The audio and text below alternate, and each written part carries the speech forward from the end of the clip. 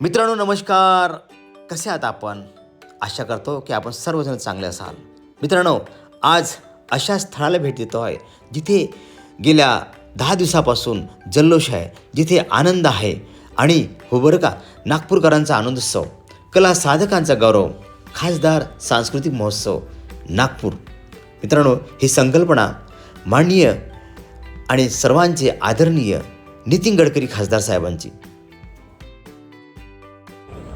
कंगनों ने कहा चूड़ियां कह गई, कुछ अंगूठी तो कुछ उंगलियां कह गई. एक मीरा की दीवानगी की कथा, एक मीरा की दीवानगी की कथा, मंदिरों में बंधी घंटियां कह गई. मंदिरों में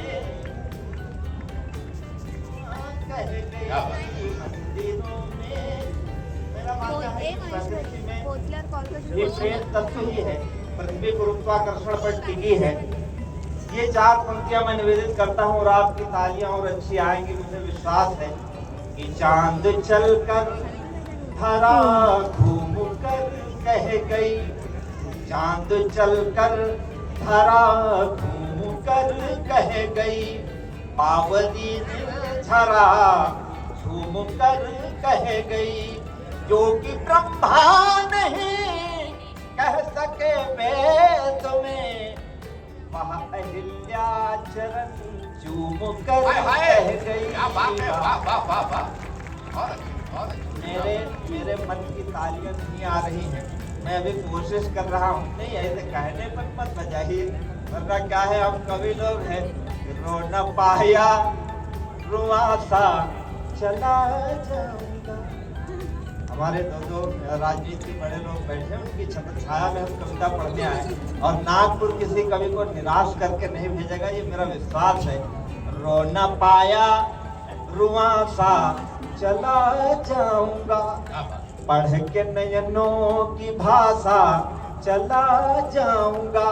आज भी हाथ यदना खुले आपके, आज भी हाथ यदना खुले आपके, तो मैं पनघट से प्यासा चला जाऊंगा.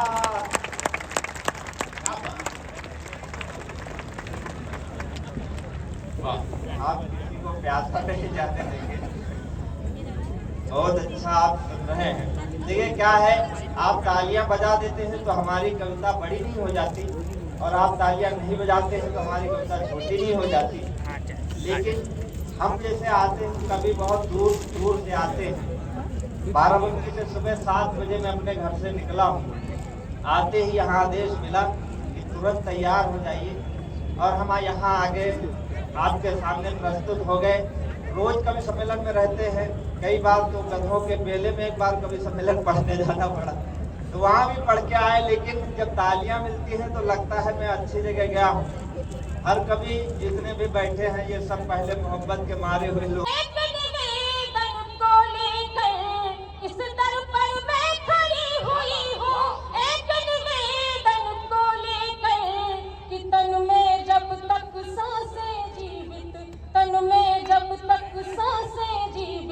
मन में राजा राम रहे, तन में जब तक सांसें जीवित, मन में राजा.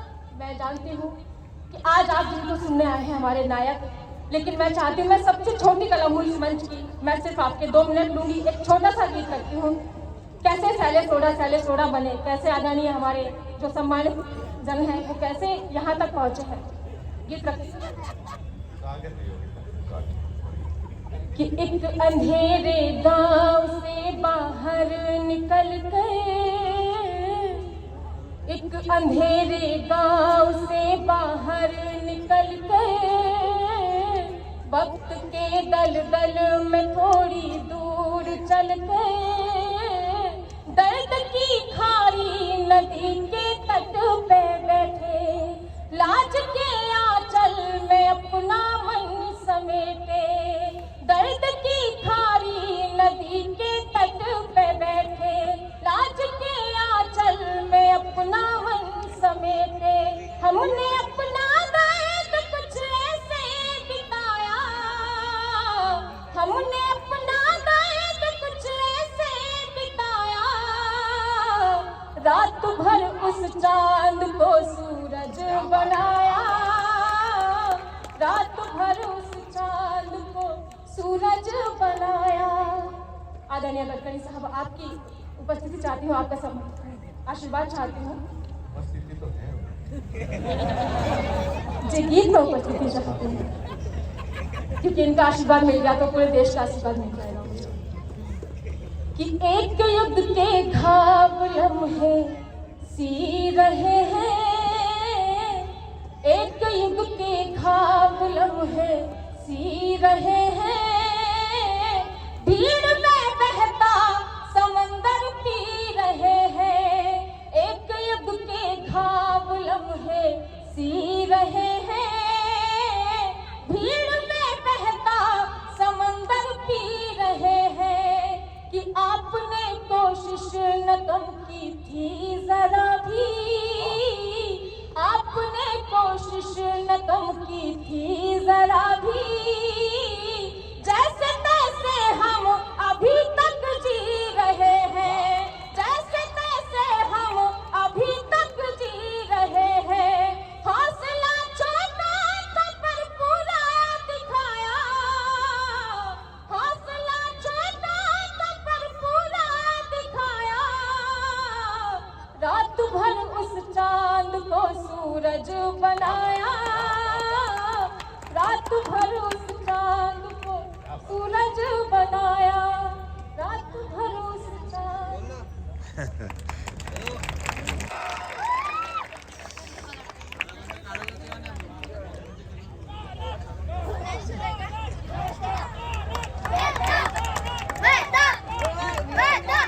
माँ शारदा को प्रणाम करता हूँ, आपकी मोहब्बतों को सलाम करता हूँ। मेरे अग्रज, मेरे दो बड़े भाई और भारतीय राजनीति में शुचिता और अनुशासन के दो प्रतीक मेरे समक्ष उपस्थित हैं। मैं इसलिए नहीं कह रहा हूँ कि मैं नितिन जी और देवेंद्र जी को व्यक्तिगत तौर पर जानता हूँ, मैं इसलिए कह रहा हूँ कि सच बोलना मेरी आदत है, और शुचिता और अनुशासन के दो ऐसे प्रतीक सामने बैठे हैं, मैं उन्हें प्रणाम करता हूँ।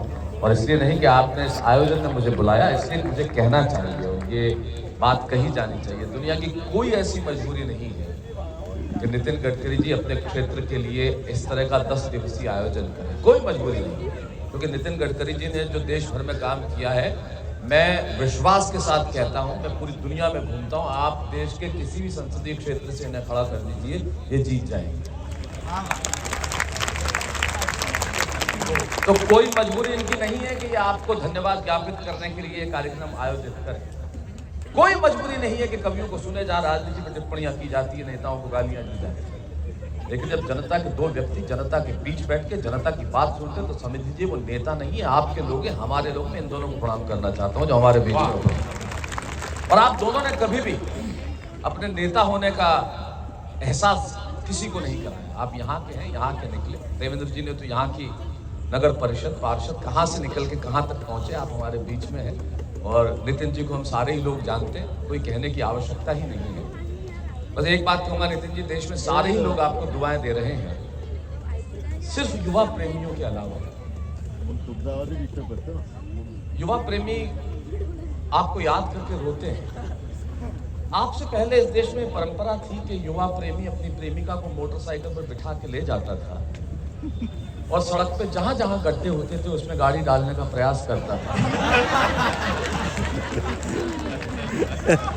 आपने गड्ढों को भर के उनके आनंद के क्षण छीन लिए।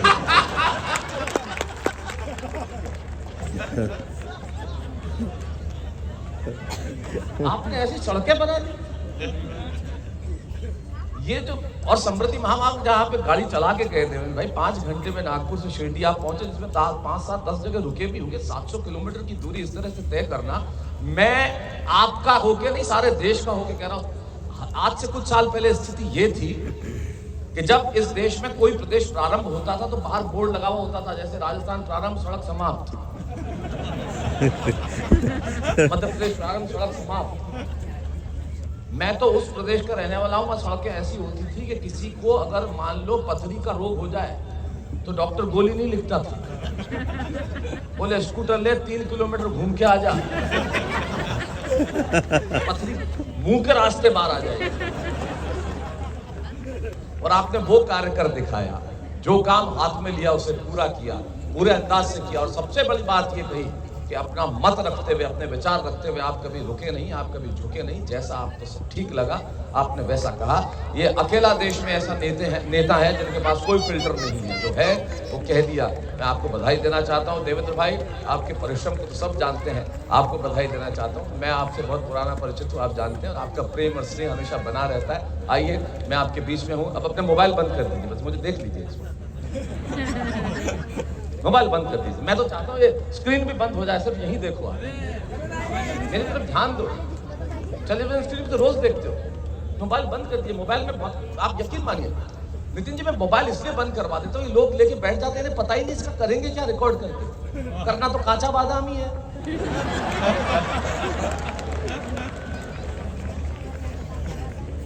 और क्यों रिकॉर्ड करते हैं आप लोग? हम लोग इतने संवेदनहीन हो गए हैं, किसी का एक्सीडेंट होता है तो हम बचाते नहीं, हम रिकॉर्ड करने लगते। मैं पिछले दिनों एक वीडियो देखा, कहीं आग लग गई बिल्डिंग में, लोग जान बचाने के लिए कूद रहे थे, लोग रिकॉर्ड कर रहे थे। हम उस वक्त में फायर ब्रिगेड को कॉल कर सकते थे, पुलिस को कॉल कर सकते थे, लेकिन हम रिकॉर्ड कर रहे थे। इस मोबाइल ने क्या नहीं छीना आपका, मैं इसलिए रखवा रहा हूँ, माता जी मुझे क्षमा करें, आप तमाम लोग यहाँ बैठ के रिकॉर्ड कर रहे हैं, मैं इसलिए रखवा रहा हूँ जेब में कि सब कुछ तो छीन लिया मोबाइल ने आपका। आप समय इस पे देखते हैं, घड़ी छीन ली, आप तारीख इस पे देखते हैं, कैलेंडर छीन लिया, आप हिसाब इस पे करते हैं, कैलकुलेटर छीन लिया, इसने आप नोट्स इस पे बनाते हैं, कागज कलम छीन लिए, इसने रिश्ते छीन लिए। मुझे देखने का आनंद का एक क्षण बचा, उसे तो बचा लीजिए, इसलिए देख लीजिए, रख लीजिए।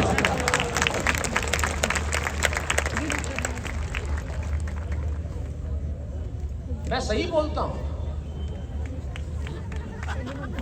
मैं बिल्कुल सही बोलता हूं। और इस वक्त आपके भीतर से जो बोल रहा है वो और भी सही बोल रहा है। ये एकमात्र चीज है जिस मतलब भारत में दो ही चीजों में ठंड नहीं लगती, एक तो जब भीतर ये हो, और एक जब कोई महिला शादी में जा रही हो।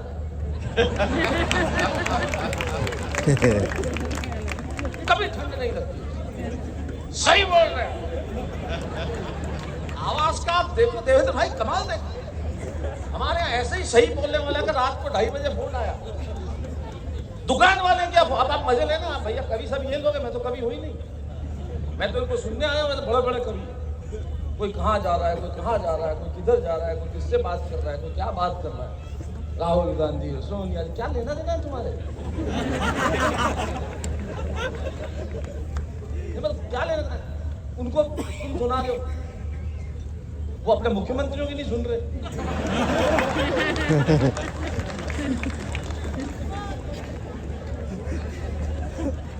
मतलब क्या है, हद हो गई तो मैं तो मस्ती में आ जाऊं, वो याद करो, इतनी देर हो गई कभी सम्मेलन में, तालियां कम है, मैं तो प्यासा चला जाऊंगा। कि जिस लड़के ने मुझे ये कहा कि आपने तुम्हारे देश में रखा क्या है, वो कहने वाला लड़का खुद एक हिंदुस्तानी है। वो हिंदुस्तानी के शिराओं में हिंदुस्तानी पिता का रक्त और धमनियों में हिंदुस्तानी माँ का दूध रहता हो, वो किसी दूसरे देश में जाके अपने ही देश वाले खुद के देश के बारे में ये कहे कि तेरा देश क्या, तब कितना कष्ट हुआ होगा। तब एक कहानी मुझे याद आई, उस कहानी पे कविता की आत्मा टांगता हूँ। कहानी ये कि लोहा सोना आपस में बात कर रहे थे, निर्जीव चीजें भी बात कर रहे थे, लोहा सोना आपस में बात कर रहे थे, सोने ने लोहे, आप पढ़े लिखे लोग आप जानते हैं कि सोने का जब कोई जेवर बनाया जाता है, लोहे का कोई सामान बनाया जाता है, तो आग में पहले हम उसको जलाते हैं, उसको धोके पिट ठीक करते हैं, उसको समतल करते हैं। तो सोने ने लोहे से कहा कि लोहे तो लोहा है, मैं सोना हूं, तुझे लोहार बनाता है, बनाने के पहले मुझे सुनार बनाता है, पर जब लोहार तुझे बनाता है तो इतना चीखता क्यों, चिल्लाता क्यों, तेरे यहाँ से इतनी आवाज क्यों आती है?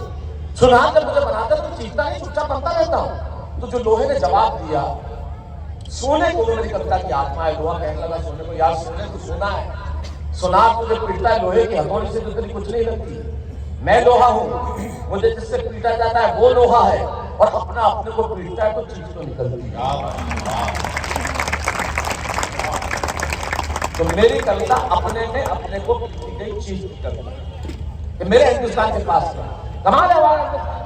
हमारे हिंदुस्तान में अभी भी पता चला कि आटा भी लीटर में मिलता है।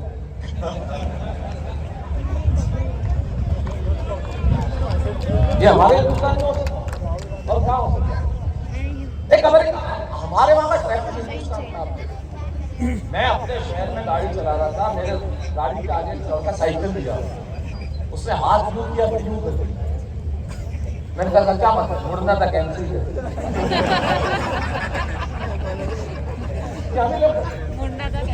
आप देखिए दो दृश्य मैंने सिर्फ आपके हास्य के लिए पिरोए और फिर सुनाता हूँ वो बात जिसके लिए मैंने करता है। अगर आखिरी पंक्ति में आपको खड़ा न कर दिया तो मैं कहेगा शैलेश जोड़ा इस कवि सम्मेलन में आपकी कविता। एक अमेरिकन परिवार में एक लड़का है, अमेरिकन परिवार में एक लड़का आया और आके अपने पिता से कहने लगा, "Oh come on dad, बड़ा bad day, I just want to change my girlfriend." मेरे कान खड़े हो गए, कैसी बात है बेटा, बाप से ऐसी बात कर रहा है? और मैंने कहा सुनो काम की बात सुनना चाहिए, सुनना चाहिए। तो come on dad, what about it? I just want to change my girlfriend. पिता बोले हो तो don't get tense, think she was nonsense and change her. मैंने कहा यार गजब का बात है, इतना सपोर्टिव फादर अपने बेटे को खुद कह रहा है सारी चिंताएं हटा और दूसरी लड़की।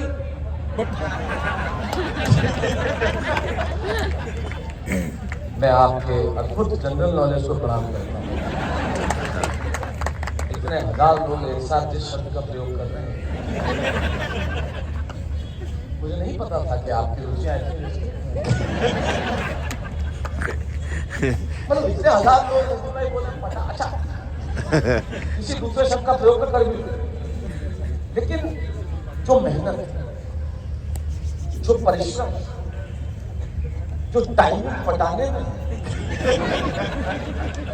वो किसी और चीज में आ ही नहीं सकती। अच्छा पटाना सिर्फ लड़कियों का नहीं होता, राजनीति में ज्यादा होता है, क्योंकि राजनीति में आपको अपने विपक्षियों को भी पटा के रखना पड़ता है। भाई सब एक साथ हैं, मिलकर रहे, बहुत जरूरी होता है जीवन के हर क्षेत्र में। तब मैं कहता हूँ वैसे बात कहते तो पटा, यही बढ़ लेते तो पटा, क्योंकि इस शब्द का कोई जोड़ भी नहीं है। मैंने अंग्रेजी को कहा तुम हमारा क्या खाका मुकाबला करोगे, तुम हमारे जोड़ के शब्द लेकर आए। बोले कैसे? मैंने कहा तुम चेहरे को अंग्रेजी में क्या बोलते? बोले फेस। मैंने कहा कोबड़ा। बताओ। बोले पत्नी को अंग्रेजी में क्या बोलते हो? भाई। मैंने कहा लुगाई। बोले तुम्हारी किसी से मोहब्बत हो जाए तो क्या बोलते? बोले अफेयर। मैंने कहा लफड़ा। अपने अंदर लफड़ा ही होता है, इसका उससे लफड़ा है रे।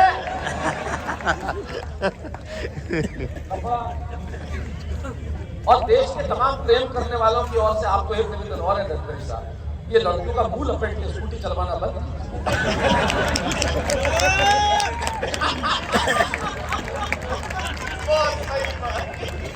इन विचारों को चेहरे ही नजर नहीं आते, क्या करेंगे? लेकिन हिंदुस्तानी आशिक चेहरे नजर नहीं भी आते तो प्रेम का रास्ता निकाल देता है। 52-70 जा रही है, 48-13 निकल। ये कमाल है हमारा। लफड़ा हमारे नहीं होता है, हमारे जोड़ के शब्द। तुम अंग्रेजों हमारा क्या मुकाबला करोगे? बोले तुम अमेरिका एक वाक्य हमारी बीवी रोज बोलती है, तू उसका अंग्रेजी में अनुवाद करके मैं गुलाम हो जाऊंगा तेरा। बोले क्या बोलती है? मैंने कहा बोलती है तुझसे शादी करके तो मैंने कर्म ठोक दिए। मैंने कहा लाख कर्म और ठोक, तेरा बाप अंग्रेजी में। हमारी भाषा का मुकाबला है क्या? मुझे बताओ। हमारे देश में अरबी बोली नहीं जाती तो खाई जाती, चीनी बोली नहीं जाती और खूब खाई जाती, अंग्रेजी जितनी बोली नहीं जाती उतनी पी जाती,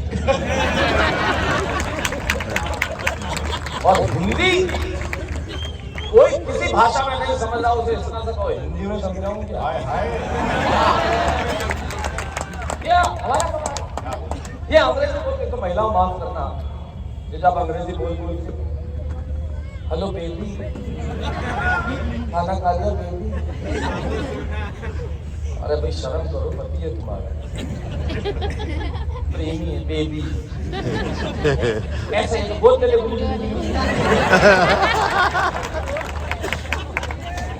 फिर वो 88 किलो का पेट निकाला हुआ बेबी बाहर आता है। मैंने कहा इसके आगे एलिफेंट और लिखते बेबी, और अब तो बेबी नहीं बाबू। बाबू एक लड़की आधार कार्ड बनवाने गई, कपड़ा सी बाहर बैठा था, कहाँ बनेगा? बोले बाबू बनाएगा।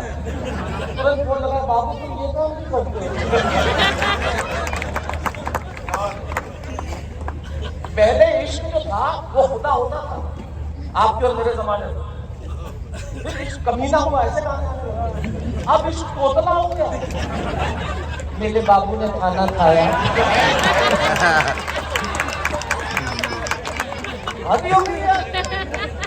बाप सोचता है मेरा बेटा इंजीनियर बनेगा, बाप सोचती है मेरा बेटा डॉक्टर बनेगा, और बेटा रात को 2:30 बजे फोन मत काटना, मुझे तेरे सांसों की आवाज सुननी है।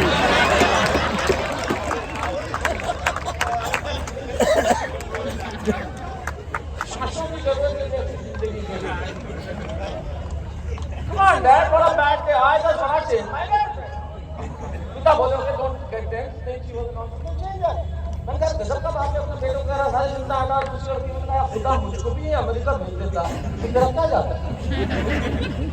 मजे से जिंदगी बिताते, बोले हम लड़कियां घुमाते, वरना हिंदुस्तान में हमारे पिताजी वो सुबह दोपहर शाम 3 बार तो इसलिए पूछते हैं कि बताना होता है मैं तेरा बाप हूं। आते जाते कभी भी कोई कारण नहीं, आपने हमने सबने झेला है, कभी कोई कारण नहीं। मुझे 5वीं क्लास में पूछा मारपीट का पर्यायवाची बताओ, उनका श्री श्याम सिंह लोढ़ा।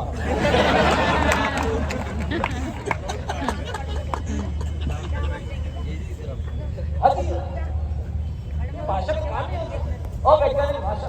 अच्छा मुझे समझ में आता अंग्रेजी बोलते वक्त आप लोग तो इतने लोगों से मिलते आपको अंग्रेजी बोलते तो आपके एक्स्ट्रा हिलता क्यों? You know, I want to see. I was just going to exercise for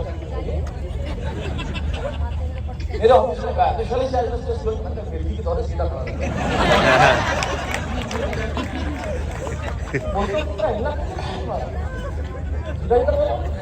पर नहीं बोलने नहीं। दूसरे अमेरिकन परिवार का हाल बहुत करता है, क्योंकि अपनी माँ से कभी मॉम आई जैसा करता है मोबाइल फॉर 2 years।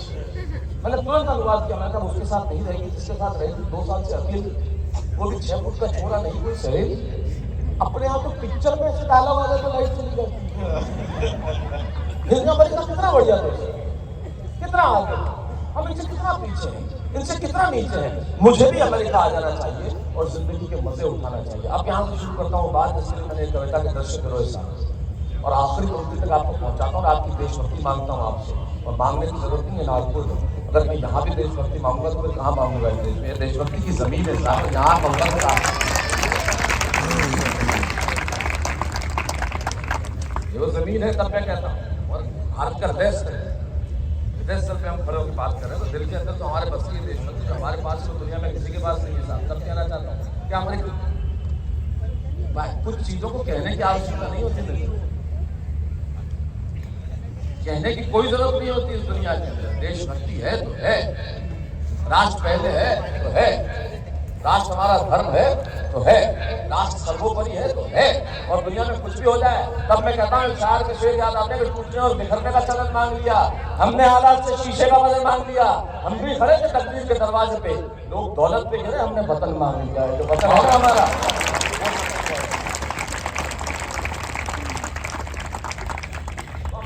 अच्छा देश, हमें से कितना पीछे कितना नीचे। मुझे भी अमेरिका आ जाना चाहिए और जिंदगी मधुर जी, मुझे भी अमेरिका आ जाना चाहिए और जिंदगी के मजे उठाना चाहिए। ये आइडिया मैंने वहां रहने वाले बुजुर्ग जोड़े को सुनाया, अमेरिका में रहने वाले बुजुर्ग जोड़े को आइडिया सुनाया कि मुझे भी अमेरिका आ जाना चाहिए और जिंदगी के मजे उठाना चाहिए। तो बहुत धीरे से उन्होंने मेरा कंधा थपथपाया और मुझे कहने लगे बेटा ये बातें, ये रोशनी, ये चमक, ये दमक लगती बहुत सच्ची है और लगती भी खूब अच्छी है। तुम्हें क्या मालूम ऊपर से हम हंसते भीतर कितना पिसते हैं।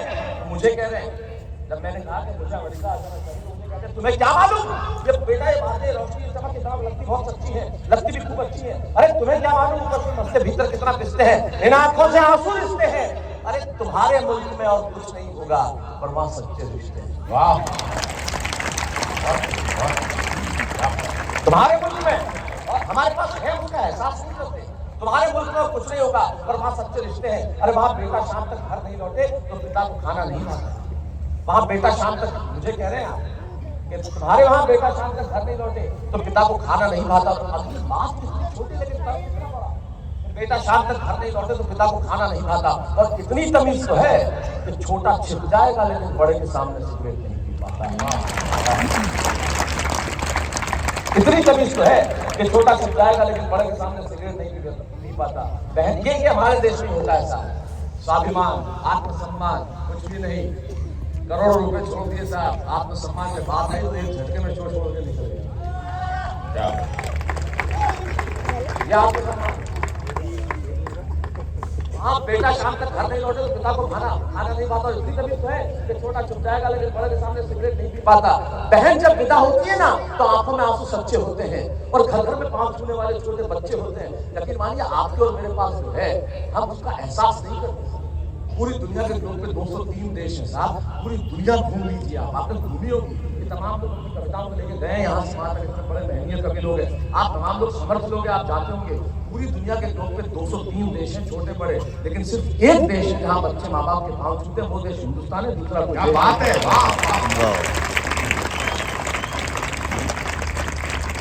इसलिए अगर ये बच्चे आजकल आपने देखा होगा कि पाँव न छूते हुए लोग रोक लेते ना, रोको मत, छूने दो इन्हें पता चलना चाहिए कि इन कदमों ने कितने छाले सहे होंगे जब जाके बच्चे बड़े होंगे। उन्हें मालूम होना चाहिए, क्योंकि छत नहीं रहती, दहलीज नहीं रहती, दीवारों दर नहीं रहता, और घर में बुजुर्ग ना हो तो घर नहीं रहता। उनके होने से